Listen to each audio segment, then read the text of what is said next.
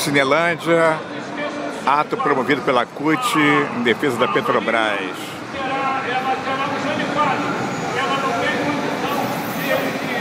Será que vão falar da corrupção na Petrobras? Acho que não.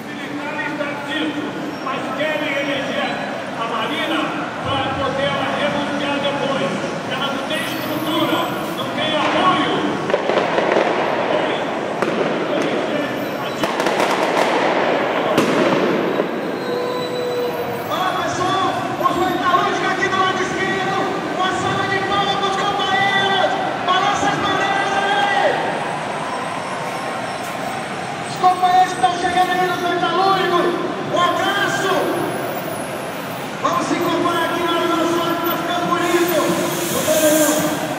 Vamos anunciar várias presenças aqui: Júlio de Souza Reis, do Sinaerge, senador Lupe, do PDT, obrigado pela presença, senador.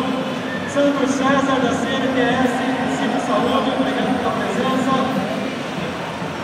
Companheiro Lupe.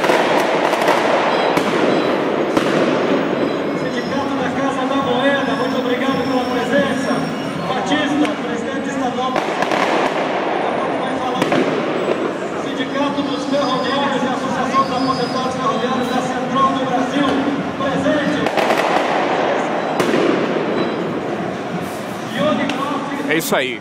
Pelo Flash, da Cinelândia, Rio de Janeiro.